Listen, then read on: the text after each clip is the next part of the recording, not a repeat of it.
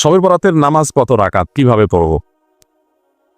শবে বরাত কাছে আসলে এ ধরনের প্রশ্ন অগণিত আসে, অনেকেই করতে থাকেন যে শবে বরাতের নামাজ কয় রাকাত পড়বেন, কিভাবে পড়বেন। আলহামদুলিল্লাহ, এদের একটা ভালো জিনিস যে মানুষ ইবাদত বন্দেগী করতে চায়, তার পদ্ধতি জানতে চায়, এটা তো ভালো জিনিস আলহামদুলিল্লাহ। শবে বরাত যেটাকে আমরা বলছি, এটা হলো মধ্য শাবানের রজনী। মধ্য শাবানের রজনী, এটাই হলো হাদিসের ভাষ্য, লাইলাতুন নিসফি মিন শাবান। শবে বরাত বলতে কোনো জিনিস কোন ফরম্যাটেই হাদিসে আসে নাই। হাদিসে আসছে লাইলাতুন নিসফি মিন শাবান, অর্থাৎ শাবানের মধ্যরাত, মধ্য রাজানি বা মধ্য শাবানের রাত। এটা হলো এই রাতের হাদিস সিদ্ধ নাম। তো এই রাতে মর্যাদা এবং ফজিলত নিয়ে নানামুখী কথা আছে। এ ব্যাপারে কোনো সন্দেহ নেই যে এ রাতের মর্যাদা নিয়ে বহু হাদিস বর্ণিত আছে, বহু হাদিসে এ রাতের মর্যাদা সম্পর্কিত বর্ণনা আছে। তবে সেগুলোর বেশিরভাগই হলো খুবই দুর্বল সূত্রে বর্ণনা। সবগুলোকে একত্র করলে বা সবগুলোর যে আপনার অবস্থান আছে সেগুলোকে অ্যানালাইসিস করলে এবং এ বিষয়ে যে গ্রহণযোগ্য লেভেলের হাদিসও আছে সেগুলোকে সামনে রাখলে পরিষ্কার হয় যে মধ্য শাবানের রাতের মর্যাদা একেবারে অস্বীকার করার সুযোগ নেই। আমাদের ইসলাম আছে, নানা রকম মত আছে, ভিন্ন কথা, বা হাদিসগুলোকে সামনে রাখলে পরিষ্কার হয় যে এই রাতের মর্যাদা একেবারে অনস্বীকার্য, মানে অস্বীকার্য বা স্বীকার করা যায় না, অস্বীকার করতে হবে এরকম না, বরং এটা স্বীকার্য। এ রাতের মর্যাদা আছে। কি মর্যাদা আছে? আল্লাহ সুবহানাহু ওয়া তাআলা এই রাতে মানুষকে সাধারণ ক্ষমা ঘোষণা করেন, সাধারণ ক্ষমা ঘোষণা করেন। আল্লাহ তাআলা গণহারে ইমানদারদেরকে মাফ করেন। তবে অর্থাৎ ছোটখাটো যে গুনাহগুলো হয় মানুষের সবগুলো আল্লাহ তাআলা মাফ করে দেন। তবে দুই ধরনের গুনাহ করি সেগুলো মাফ হয় না, বা তাদেরকে আল্লাহ তাআলা গণহারে মাফ করেন না। গণক্ষমার আওতায় তারা পড়েন না। তারা কারা? এক হলো মুশরিক, যারা শিরকে লিপ্ত, আর এটা হলো মুসাহিন, আপনার কারোর সাথে শত্রুতা, বিদ্বেষ, হিংসা এগুলো লালন করে এরকম লোক। তাহলে আপনি লাইলাতুল নিসফি মিন শাবান বা মধ্য শাবানের রাত, যেটাকে আমরা শবে বরাত বলি, এই রাতে ক্ষমা পাওয়ার জন্য নিজেকে উপযোগী করে তুলবেন, অর্থাৎ শিরক থেকে মুক্ত থাকবেন এবং হিংসা বিদ্বেষ থেকে অন্তরকে পরিচ্ছন্ন করবেন। এটাই হলো আপনার শবে বরাতের আমল বলতে পারেন। অর্থাৎ মধ্য শাবানের রাতের আমল হলো এটাই বলতে পারেন যে এই দুইটা গ্রুপের মানুষকে যদি আল্লাহ মাফ করবেন না, অতএব আমি ওর মধ্যে আছি কিনা চেক করে, ভেরিফাই করে, যাচাই বাছাই করে নিজেকে সেখান থেকে বের করে আনা এবং নিজের মনটাকে ফ্রেশ করা, কারোর প্রতি বিদ্বেষ হিংসা না রাখা, কেউ করলেও তাকে ক্ষমা করে দেওয়া, উদার মন হওয়া, হিংসা না রাখা এবং শিরক থেকে মুক্ত থাকা। এটা হলো আমাদের সবচেয়ে বড় প্রস্তুতি এবং বড় পাওয়া। সেই সাথে আল্লাহ সুবহানাহু ওয়া তাআলা এই রাতে বান্দাকে ক্ষমা করবেন।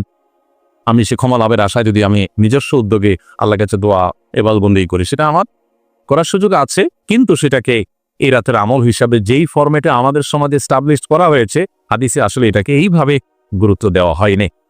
কবর জিয়ারত করে অনেকে এ সম্পর্কে একটা হাদিস পেশ করা হয়, সেই হাদিস কোনোভাবেই গ্রহণযোগ্যতার লেভেলে পৌঁছায় না। সমস্ত মুহাদ্দিসদেরই একই কথা। অথচ আমরা অনেকে এই রাতে কবর জিয়ারত করাটাকে জরুরি মনে করি বা সুন্নাত মনে করি। কবর সারা বছরই জিয়ারত করা যায়, এ রাতে করা যাবে না এমন কোনো কথা নাই, কিন্তু এই রাতে করার জন্য আলাদা করার কোনো সুযোগ নাই। আবার হালুয়া রুটির প্রচলন আছে, সেটা আরো জোরে সোরে আছে। কারণ বাঙালি যেখানে খাওয়ান দাওয়ান আছে, দুমদাম আছে, ওখানে বাঙালি আছে। সেটা কি শবে বরাত নাকি 31st নাইট? সেটা কি ওই যে গুড়ি উড়ানোর উৎসব নাকি ওই চৈত্র সংক্রান্তি? সেটা কি হিন্দুদের কোনো অনুষ্ঠান না মুসলমানদের কোনো অনুষ্ঠান? এসব দেখা দেখি নেই।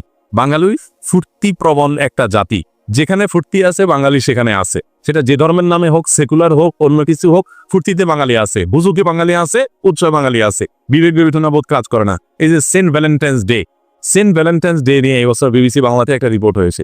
রিপোর্টটা পড়ে দেখবেন এটা কোত্থেকে আসছে, কাদের দিবস? এটা খ্রিস্টানদের একটা দিবস। এটার সেকুলার দিবস বানায় আপনাদের সবাইকে গিলাচ্ছে। মানুষ কতটা বোকা হলে একটা ধর্মীয় দিবসকে সেকুলার দিবস মনে করে সব ধরনের মানুষ সেখানে মিশে যাচ্ছে। এবং খ্রিস্টান ধর্ম পণ্ডিতরা, বর্তমান সময়ের পণ্ডিতদের মন্তব্য আসছে যে এটা তারা দাবি করেছে এটা তার ধর্মের একটা ব্যাপার ছিল, এখন সারা পৃথিবীতে মানুষ এটা করে। তো যে সমস্ত যুবক এটাকে ভালোবাসার দিবসের নাম দিয়া এই ভাবালোচায় যারা গা ভাসাচ্ছেন, তারা রীতিমতো খ্রিস্টানদের দিবস পালন করছেন। ইমান এটা না বড় মতো বিষয়। এতটুকু আমাদের হিতাহিত জ্ঞান থাকা উচিত যে কোনটা কোত্থেকে আসছে। তো যেটা বলছিলাম যে আমরা আসলে উৎসব পাগল জাতি, যা পাই সেটাই উৎসব করি। তো শবে বরাতে আমরা হালুয়া রুটি খাওয়া একটা উৎসব। এক সময় ওই পটকা ফুটাইতো বলাবেন, তাই না? বাজি ফুটাইতো। আলহামদুলিল্লাহ এগুলো অনেকটা কমে গেছে ওলামা ইকরামের সচেতনতা সৃষ্টির যে প্রচেষ্টা, সেটার মাধ্যমে। তো পটকা ফুটানো, হালুয়া রুটি খাওয়া। হালুয়া রুটি কেন খায়? বানানিছে হাদিস যে নবী সাল্লাল্লাহু আলাইহি ওয়াসাল্লাম দাঁত মুবারক শহীদ হয়েছে উহুদ যুদ্ধে, এই জন্য উনি হালুয়া খাইছেন, সেজন্য আমরা হালুয়া খাচ্ছি। আরে ভাই, রাসূল সাল্লাল্লাহু আলাইহি ওয়াসাল্লামের দাঁত শহীদ হয়েছে যে হালুয়া খাইছে, ইয়া যে উহুদ যুদ্ধে যে দাঁত ভাঙছে, সেটা তো শাবান মাসে হয় না, রজব মাসে হয় না, এটা তো অন্য সময় হয়েছে। এই সময় আপনি হালুয়া খাওয়ার মানে কি হঠাৎ করে? আর সেটাও আগেও না পরে না, ওই দিন হালুয়া রুটি খাইতে মন চাইছে, আপনি খান, দুমায়া খান, নাক পর্যন্ত খান, শরীর তো আপনার নিষেধ করে না। কিন্তু এটা কি ইসলামের নাম দিয়ে খাচ্ছেন কেন? হালুয়া রুটির সাথে ইসলাম কোনো সম্পর্ক নাই। খাচ্ছে, আদান প্রদান করতেছে। হ্যাঁ, তো ইবাদত করা ভালো, আমি শুরুতে বলেছি, প্রশ্ন করেছেন সেটা খুব প্রশংসনীয় যে ইবাদতের পদ্ধতি জানতে চাচ্ছেন। তার মানে আপনার ইবাদতে যদি আগ্রহ আছে সেটাকে আমি প্রশংসা করেছি, কিন্তু ইবাদত কোনটা আর বেদাত কোনটা পার্থক্য করতে জানতে হবে। ইসলামের নামে নকল ইবাদত সেটাকে বলা হয় বেদাত, যেটার কোনো প্রুফ কোরআন বা হাদিসে নাই। তো এই সবরাত কেন্দ্রিক হালুয়া রুটি এরকম অনেক কাজ আছে। হালুয়া রুটিতে জ্বালা দিছেও নাই, কোথেকে পাইছে নিব? আমাদের সমাজে এটা প্রতিষ্ঠিত। ওই যে হুজুগ আসছে ওইটাকে আমরা ধরে রাখতে পছন্দ করি, যেহেতু উৎসবকর। আবার অনেকেই রাতে মসজিদে ইবাদতবন্দি করতে আসে, নিজে ইবাদতবন্দি করে এই আশায় যাতে ভাগ্যটা সারা বছরে ভালো লেখা হয়, তাই না? এই রাতে ভাগ্য নির্ধারণ হওয়ার কথাটাও চূড়ান্ত এবং সঠিক, আপনার বিশুদ্ধ প্রমাণিত কোনো বিষয় না। বরং সূরা দুখানের 3 এবং 4 নম্বর আয়াত যদি আপনি দেখেন কোরআনে কারিমে, দেখুন আল্লাহ বলেছেন, ইন্না আনজালনাহু ফি লাইলাতিন মুবারাকাতিন ইন্না কুন্না মুনজিরিন। আমি একটি বরকতময় রাতে কোরআন নাযিল করেছি এবং ফিহা ইউফরাকু কুল্লু আমরিন হাকিম। আল্লাহ বলেছেন সে রাতেই সব গুরুত্বপূর্ণ বিষয়গুলো ধার্য করা হয়। লাইলাতুল কদর যেদিন কোরআন রাতে কোরআন নাযিল হয়েছে, আমরা বানানিছি এটাকে ভাগ্য নির্ধারণের রজনী। বরাত মানে ভাগ্য, তো শবে বরাত মানে ভাগ্যের রাত, তাই না? বানায় নিয়েছে। আমি প্রায় চিন্তা করি যে সব রাতে মানুষ এত বেশি মসজিদে, মাশাআল্লাহ মানুষ মসজিদে আসা তো ভালো জিনিস, কিন্তু এই রাতে আসে অন্য রাতে আসে না, কাহিনী দেখ।